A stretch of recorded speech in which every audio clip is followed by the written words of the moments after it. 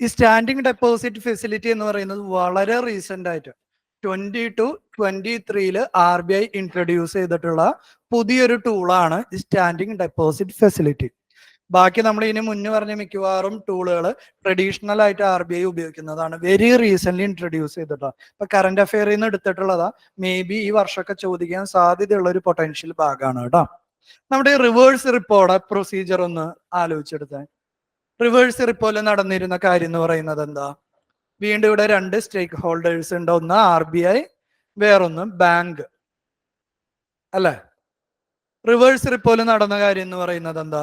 Bank അവരുടെ കയ്യിൽ extra പൈസ ഉണ്ടെങ്കിൽ അത് എവിടെ കൊണ്ടുപോയി ഡെപ്പോസിറ്റ് ചെയ്യും?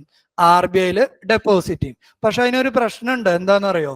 ബാങ്ക് പൈസ കൊണ്ടുവന്ന് ഇൻവെസ്റ്റ് ചെയ്യുമ്പോൾ അതിന് ഇക്വാലന്റ് ആയി RBI എന്ത് കൊടുത്തുകൊണ്ടിരിക്കണം? ഇൻട്രസ്റ്റ് റേറ്റ് ഈസ് ഫൈൻ എന്നും കൂടി. ഇൻട്രസ്റ്റ് റേറ്റ് കൊടുക്കുന്നത് ഇത്ര ബുദ്ധിമുട്ടുള്ള കാര്യമൊന്നുമല്ല. അതിനോട് ഇക്വാലന്റ് ആയി സെക്യൂരിറ്റി ആയിട്ട് എന്ത് കൊടുക്കണം? ഗവൺമെന്റ് സെക്യൂരിറ്റീസ് കൊടുക്കേണ്ടി വരും. പലപ്പോഴും ഈ ഗവൺമെന്റ് സെക്യൂരിറ്റിക്ക് ഷോർട്ടേജ് ഉണ്ടാവുമ്പോൾ ബാങ്കുകൾക്ക് RBIയിൽ എക്സ്ട്രാ പൈസ വന്ന ഡെപ്പോസിറ്റ് ചെയ്യാൻ പറ്റാത്തൊരു സിറ്റുവേഷൻ ഉണ്ട്. അപ്പോഴാണ് നമ്മുടെ ഫോമർ റിസർവ് ബാങ്ക് ഗവർണർ ആയിട്ടുള്ള ഊർജിത് പട്ടേൽ കമ്മിറ്റി ഒരു കാര്യം റെക്കമെൻഡ് ചെയ്യുന്നത്. എന്താണ്?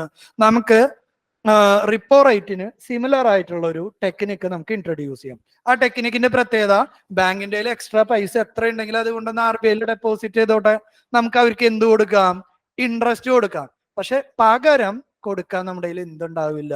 കൊളാറ്ററൽ ഇല്ലാതെ. ഇപ്പൊ റിവേഴ്സ് റിപ്പോ എന്ന് പറഞ്ഞ സിംപിളി എന്താണ്? കൊളാറ്ററൽ ഇല്ലാതെ ബാങ്ക് റിസർവ് ബാങ്കിൽ പൈസ ഡെപ്പോസിറ്റ് ചെയ്യുമ്പോൾ ഇൻട്രസ്റ്റ് ഏൺ ചെയ്യുന്നതിനെ വിളിക്കുന്ന പേരാണ് എന്ത്? Standing deposit facility. എന്തുകൊണ്ടായിരിക്കും ഇത് ഇൻട്രൊഡ്യൂസ് ചെയ്യാനുള്ള കാരണം? ഗവൺമെന്റ് സെക്യൂരിറ്റി എന്ന് പറയുമ്പോൾ ഇൻ റിയാലിറ്റി എന്താ? ഗവൺമെന്റിന്റെ കടപ്പത്രങ്ങളാണ്, ശരിയല്ലേ? ഇപ്പൊ കൂടുതൽ ഗവൺമെന്റ് സെക്യൂരിറ്റി വേണമെന്ന് പറയുമ്പോൾ അൾട്ടിമേറ്റ്ലി അവിടെ എന്താ കൂടുന്നത്? ഗവൺമെന്റിന്റെ കടം അല്ലെങ്കിൽ ഡെപ്റ്റ് കൂടാനാണ് പറയുന്നത്. ഗവൺമെന്റിന്റെ ഡെറ്റ് കൂടുന്നത് നല്ലൊരു ആശയമാണോ? നമ്മൾ ഓൾറെഡി നമ്മൾ എന്ത് പഠിച്ചിട്ടുണ്ടായിരുന്നു? FRBM act, FRBM review committee, ഇതിലെല്ലാം നമ്മൾ ടാർഗറ്റ് ചെയ്യുന്നത് എന്താ? ഗവൺമെന്റിന്റെ ഡെറ്റ് കുറയ്ക്കണം എന്നാ. ഡെറ്റ് കുറയ്ക്കുമ്പോൾ ഒബ്വിയസ്ലി അവിടെ എന്തിന്റെ അളവും മാർക്കറ്റിൽ കുറയും? ഗവൺമെന്റ് സെക്യൂരിറ്റിയുടെ അളവും കുറയും, ശരിയല്ലേ? ഈ ഗവൺമെന്റ് സെക്യൂരിറ്റി കൊടുക്കാതെ അല്ലെങ്കിൽ കൊളാറ്ററൽ കൊടുക്കാതെ ബാങ്ക് RBIയിൽ പൈസ ഡെപ്പോസിറ്റ് ചെയ്ത് ഇൻട്രസ്റ്റ് ഏൺ ചെയ്യുന്ന ടെക്നിക്കിനെ വിളിക്കുന്ന പേരാണ് SDF. ഒരു സ്റ്റേറ്റ്മെന്റ് പറയാണ്, in both SDF and reverse repo reserve bank provide government security as a collateral. Statement ശരിയാണോ തെറ്റാണോ? In both SDF and reverse repo reserve bank provide government security as a collateral. Statement ഇതേപോലെയൊക്കെയാണ് കേട്ടോ നമ്മുടെ potential statement തെറ്റാണ്. എന്താ കാരണം? Reverse repo RBI government security collateral issue ചെയ്യും. മറിച്ച് SDF ആണെങ്കിലോ there is no issue of government security. ഇത്രയേ ഉള്ളൂ കേട്ടോ വ്യത്യാസം, ഒരു വ്യത്യാസവും ഇല്ല. It's a monetary policy instrument to absorb liquidity without any collateral. Put simply, it's like reverse repo without any collateral. അങ്ങനെയാണെങ്കിൽ SDFും CRRും ഒന്ന് കമ്പയർ ചെയ്യും. എന്താണ് സിമിലാരിറ്റി, എന്താണ് ഡിഫറൻസ്? എല്ലാ പാരാമീറ്ററും കമ്പയർ ചെയ്യുന്നത് ക്ലാരിറ്റി കിട്ടാനാണ് കേട്ടോ. കമ്പയർ SDF വിത്ത് CRR. സിമിലാരിറ്റി എന്താ? സിമിലാരിറ്റി CRR ആണെങ്കിലും SDF ആണെങ്കിലും ബാങ്ക്സ് ഡെപ്പോസിറ്റ് മണി വിത്ത് RBI. ഡിഫറൻസ് എന്താ? In SDF, bank will earn interest income. In CRR, there is no interest. Government സെക്യൂരിറ്റിയുടെ കാര്യം വേണ്ടല്ലോ. രണ്ട് കേസിലും ഗവൺമെന്റ് സെക്യൂരിറ്റീസ് RBI പ്രൊവൈഡ് ചെയ്യില്ല. ക്ലിയർ ആണോ? ഡിഫറൻസ് മനസ്സിലാക്കി പഠിക്കാട്ടോ, അപ്പൊ ഒരു തരത്തിലും തെറ്റില്ല കേട്ടോ. ഓക്കെ അല്ലേ? അടുത്ത ടൈമിലേക്ക് നമ്മൾ മൂവ് ചെയ്യാണ്. അപ്പൊ ഇത്രയും കാര്യങ്ങൾ നമ്മൾ പറഞ്ഞത് RBIയുടെ ഏത് ഫംഗ്ഷൻ ആണ്? RBI act as the banker to the government. RBIയുടെ സെക്കൻഡ് ഫംഗ്ഷൻ അല്ലെങ്കിൽ അടുത്ത ഫംഗ്ഷനിലേക്ക് വരാണ് banker to the banks or regulator of the banking system. ഇവിടെ നിന്ന് ഞാൻ നിങ്ങൾക്ക് വേറൊരു വാക്കും കൂടി പറയാണ്. RBI is the lender of last resort to the bank. Lender of last resort to the bank. നമ്മൾ നേരത്തെ പറഞ്ഞ ലാഫ് എന്ന് പറയുന്ന കാര്യം, MSF എന്ന് പറയുന്ന കാര്യം, രണ്ടിന്റെ പ്രത്യേകത എന്താ? ഒരു ബാങ്കിന് ഫണ്ട് ഷോർട്ടേജ് വന്നാ എവിടെയൊക്കെ അന്വേഷിക്കാൻ പറ്റുമോ അന്വേഷിച്ചിട്ട് പൈസ കിട്ടിയില്ലെങ്കിൽ അവസാനം അറ്റ കൈക്ക് കയറി ചെല്ലാനുള്ള ഒരു സ്ഥലമാണ് എന്ത്? RBI എന്ന് പറയുന്നത്, അല്ലെ? അപ്പൊ RBI ബാങ്കിന്റെ ബാങ്ക് റൺ എന്ന് പറയുന്ന ഒരു സിറ്റുവേഷൻ ഒഴിവാക്കുന്നതിന് വേണ്ടിയിട്ടാണ് ലാഫ് ഇൻട്രൊഡ്യൂസ് ചെയ്തിട്ടുള്ള, MSF ഇൻട്രൊഡ്യൂസ് ചെയ്തിട്ടുള്ള. ഈ ഫീച്ചറിനെ വിളിക്കുന്ന പേരാണ് ലെൻഡർ ഓഫ് ലാസ്റ്റ് റിസോർട്ട്. ഒരു ഗതിയും പരഗതി ഇല്ലെങ്കിൽ ബാങ്കിന് കടം കൊടുക്കുന്ന ആളാണ് ആര്? RBI എന്ന് പറയുന്നത് കേട്ടോ. എന്തുകൊണ്ട് ആ കാര്യം പറഞ്ഞതെന്ന് അറിയാവോ നിങ്ങൾക്ക്? ബാങ്കിന് ഇപ്പൊ ഫണ്ട് ഷോർട്ടേജ് വന്നു കഴിഞ്ഞാൽ ഉടനടി ബാങ്ക് RBIക്ക് ഓടില്ല. ട്രഡീഷണലി ഈ ബാങ്ക് ചിലപ്പോ വേറൊരു ബാങ്കിൽ നിന്ന് പൈസ കടമെടുക്കും. ഇതിനെയാണ് നമ്മൾ കോൾ മണി അല്ലെങ്കിൽ നോട്ടീസ് മണി പിന്നീട് എടുക്കും കേട്ടോ, ഡീറ്റെയിൽഡ് ആയിട്ട്. ഇതിനെയാണ് നമ്മൾ കോൾ മണി അല്ലെങ്കിൽ നോട്ടീസ് മണി എന്ന് പറയാം. കാരണം ഇതിന്റെ ഇൻട്രസ്റ്റ് റേറ്റ് എന്ന് പറയുന്നത് ലാഫിനോട് കമ്പയർ ചെയ്യുമ്പോഴും MSFനോട് കമ്പയർ ചെയ്യുമ്പോഴും എന്തായിരിക്കും? കുറവായിരിക്കും. ഇപ്പൊ ചെറിയ ഫണ്ടിനൊക്കെ ഷോർട്ടേജ് ഉണ്ടെങ്കിൽ ബാങ്കുകൾ ഓടിച്ചെന്ന RBIയുടെ അടുത്തേക്കൊന്നും പോവില്ല. വേറെ ബാങ്കുകളിൽ നിന്നൊക്കെ അത് ഓവർനൈറ്റ് ബേസിസിൽ അല്ലെങ്കിൽ ഷോർട്ട് ടൈമിൽ അവര് എന്ത് ചെയ്യും? കടമെടുക്കാനാണ് നോക്കുക. Because it's interest rate is lower. ഒരു രക്ഷയില്ലെങ്കിലാണ് ആരുടെ അടുത്തേക്ക് പോവുള്ളൂ? RBIയുടെ അടുത്തേക്ക്, ലാഫിലേക്കും MSFലേക്കും പോവുള്ളൂ. ഒരു രക്ഷയില്ലെങ്കിൽ പോകുന്നത് കൊണ്ടാണ് എന്തെന്ന് പറയുന്നത്? RBI is called lender of last resort. ഒരു വർഷത്തെ പ്രിലിമിനറി ക്വസ്റ്റ്യൻ ആണ് കേട്ടോ ഈ ഒരു statement. So what are the functions of RBI over the banking system? Opening of banks, merger of banks. കുറച്ച് വർഷങ്ങൾക്ക് മുന്നേ ഇത് ഇങ്ങനെ ഒരു ബാങ്ക് ഉണ്ടായിരുന്നു, SBT, state bank of Travancore. ഈ SBT ആണ് ആരോട് ഇപ്പൊ ലയിച്ചിട്ടുള്ളത്? SBIയുടെ ഒപ്പം, അല്ലെ? ഇപ്പൊ ഡിഫറെന്റ് ബാങ്ക്സിന്റെ മെർജിങ്. ഏത് ബാങ്ക് ഓപ്പൺ ചെയ്യുന്നുണ്ടെങ്കിൽ, ബ്രാഞ്ച് ഓപ്പൺ ചെയ്യുന്നുണ്ടെങ്കിൽ ലൈസൻസ് വേണം. ആ ലൈസൻസ് ഇഷ്യൂ ചെയ്യുന്നത് RBI ആണ്. ലെൻഡിങ് ആക്ടിവിറ്റീസ്, ബാങ്കുകളുടെ ഇൻട്രസ്റ്റ് റേറ്റുകളുടെ മുകളിലുള്ള കൺട്രോൾ എങ്ങനെ വരുന്നത്? നമ്മുടെ repo rate, reverse repo, bank rate, ഇതിലൂടെയൊക്കെ അല്ലേ? CLR, SLR, അതേപോലെയുള്ള കഥകള്. പിന്നെ ഇന്ത്യയിലെ ATM ഫങ്ഷൻസിനെയൊക്കെ കൺട്രോൾ ചെയ്യുന്നതും RBI തന്നെയാണ് കേട്ടോ. ഇതാണ് ജനറൽ ഫങ്ഷൻസ്. RBIയുടെ അടുത്ത ഇമ്പോർട്ടൻറ്റ്, നമ്മൾ നേരത്തെ ഫേസ്ബുക്കിന്റെ എക്സാമ്പിൾ പറഞ്ഞത് നിങ്ങൾ ഓർക്കുന്നുണ്ടോ? എങ്ങനെയാണ് ഫേസ്ബുക്ക് ഇന്ത്യയിൽ ഒരു കമ്പനിയിൽ ഇൻവെസ്റ്റ് ചെയ്തിട്ടുണ്ടായിരുന്നത്? ഫേസ്ബുക്ക് എന്തും കൊണ്ടാണ് വരുന്നത്? ഡോളറും കൊണ്ട് വരുന്നുണ്ട്. ആ ഡോളർ നേരിട്ട് ഇന്ത്യയിൽ ഒരു കമ്പനിയിൽ ഇൻവെസ്റ്റ് ചെയ്യാൻ പറ്റില്ല. അപ്പൊ അവർ ആദ്യം ആരെ അപ്രോച്ച് ചെയ്യുന്ന ഞാൻ പറഞ്ഞ RBIനെ. നമ്മുടെ നാട്ടിൽ മണി എക്സ്ചേഞ്ച് പോലെയൊക്കെ ഇല്ലേ, അവരിലൊക്കെ വളരെ കുറച്ച് ഫണ്ടല്ലേ ഉണ്ടാവുള്ളൂ. ഹ്യൂജ് എമൗണ്ട് കൺവേർട്ട് ചെയ്യണമെങ്കിൽ ആരുടെയിലാണ് കപ്പാസിറ്റി ഉള്ളൂ? RBIയുടെ കപ്പാസിറ്റി ഉള്ളൂ. RBIയിലേക്ക് വരും, ആ ഡോളറിനെ റുപ്പിയാക്കും, ഇന്ത്യൻ കമ്പനിയിൽ ഇൻവെസ്റ്റ് ചെയ്യും. അവർക്ക് തിരിച്ച് അവരുടെ പൈസ റിട്ടേൺ കൊണ്ടുപോകണമെങ്കിൽ എന്ത് ചെയ്യും? ആ റുപ്പീസ് RBIക്ക് കൊടുത്ത് അതിനെ ഡോളറാക്കി കൺവേർട്ട് ചെയ്യും. ആ ഡോളർ അവിടെ വിഡ്രോ ചെയ്യും. ഇത്തരത്തിലുള്ള ഫോറിൻ കറൻസി മാനേജ്മെന്റ് ഇന്ത്യയിൽ ഡീൽ ചെയ്യുന്നത് ആരാണ്? റിസർവ് ബാങ്ക് ഓഫ് ഇന്ത്യ ആണ്. ഓക്കെ അല്ലേ? It manages the foreign exchange management act. Important ആയിട്ടുള്ള മിനിസ്ട്രി ഓഫ് ഫിനാൻസിന്റെ കീഴിൽ വരുന്ന ഒരു നിയമമാണ് FEMA, foreign exchange management act.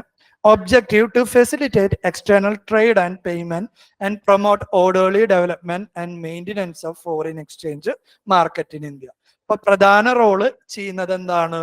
Rupee stability maintain ചെയ്യലാണ് പ്രധാന റോള്. നേരത്തെ സ്റ്റെറിലൈസേഷൻ എന്ന് പറയുന്നത് ഓരോന്നും പഠിപ്പിക്കുന്നുണ്ടെങ്കിൽ അതിന് കാരണമുണ്ട് കേടാ. നേരത്തെ സ്റ്റെറിലൈസേഷൻ എന്നൊരു പ്രോസസ് RBI എന്തിനാ കണ്ടക്ട് ചെയ്ത്? ആലോചിച്ചെടുക്കുക. സ്റ്റെറിലൈസേഷൻ എന്ന് പറയുന്ന പ്രോസസ് RBI എന്തിനാ കണ്ടക്ട് ചെയ്ത്? എക്സസ് ആയിട്ടുള്ള ഫണ്ട് ഇന്ത്യൻ എക്കണോമിയിലേക്ക് വന്നാൽ എന്ത് സംഭവിക്കും? ഇന്ത്യൻ റുപ്പിയുടെ വാല്യൂ കുറയും, അല്ലെങ്കിൽ ഇന്ത്യൻ റുപ്പി ഡിപ്രീഷിയേറ്റ് ചെയ്യും.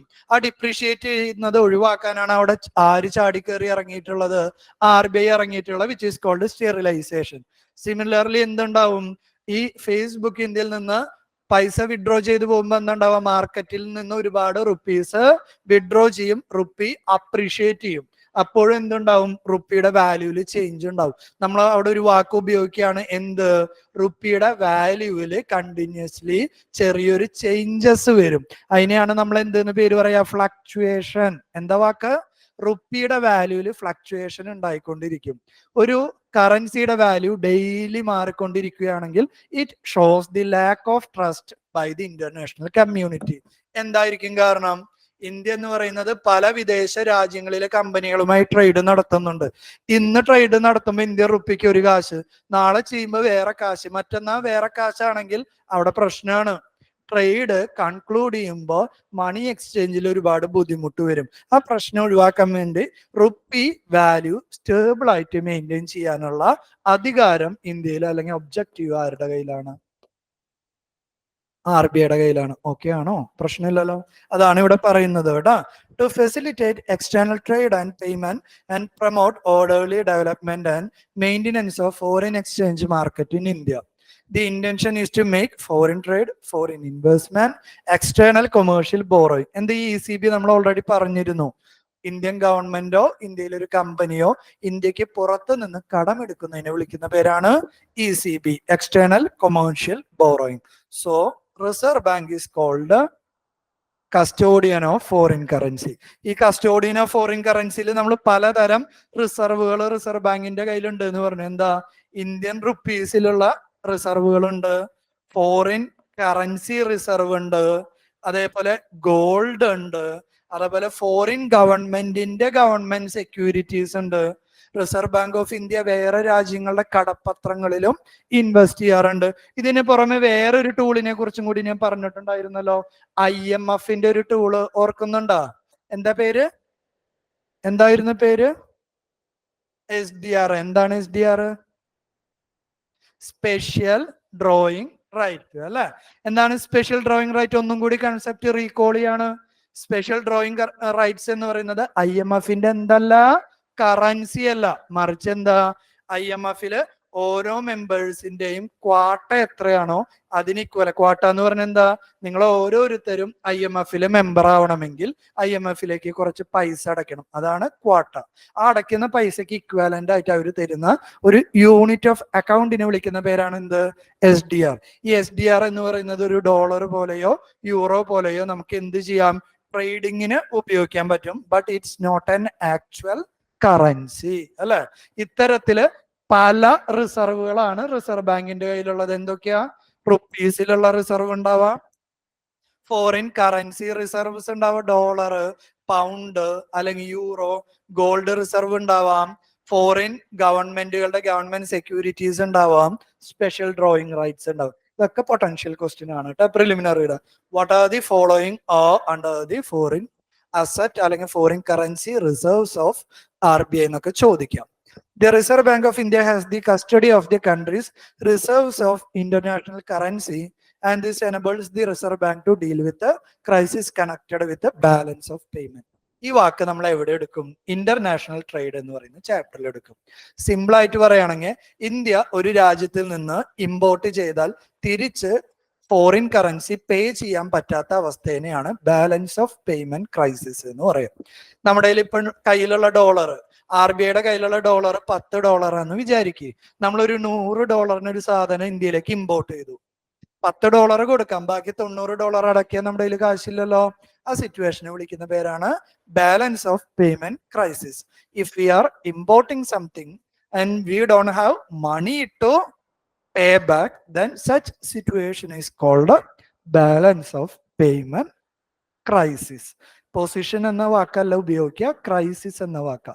ഇന്ത്യയില് പോളിറ്റിയിൽ നിങ്ങൾ പഠിച്ചിട്ടുണ്ടെന്ന് അറിയില്ല, 3 തരം എമർജൻസീസിനെ കുറിച്ച് പഠിച്ചിട്ടുണ്ട്. ഏതൊക്കെയാ?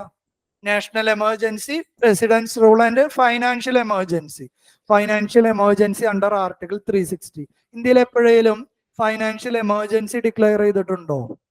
ഇല്ല. ഇന്ത്യയിൽ നാഷണൽ എമർജൻസി ഡിക്ലെയർ ചെയ്തിട്ടുണ്ട് അല്ലെ? എപ്പോഴൊക്കെ? ഇന്ത്യ ചൈന വാറിന്റെ സമയത്ത്, അതേപോലെ ബംഗ്ലാദേശ് ലിബറേഷൻ വാറിന്റെ സമയത്ത്, അതേപോലെ തന്നെ ഇത് രണ്ടും എന്താണ്? എക്സ്റ്റേണൽ എമർജൻസി ആയിരുന്നു.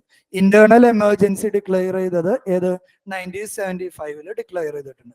ഈവൻ മിക്കവാറും എല്ലാ സ്റ്റേറ്റുകളും പ്രസിഡൻസ് റൂളിന്റെ കീഴിൽ വന്നിട്ടുണ്ട്. ഒരിക്കൽ പോലും ഇന്ത്യയിൽ ഫൈനാൻഷ്യൽ എമർജൻസി ഡിക്ലെയർ ചെയ്തിട്ടില്ല.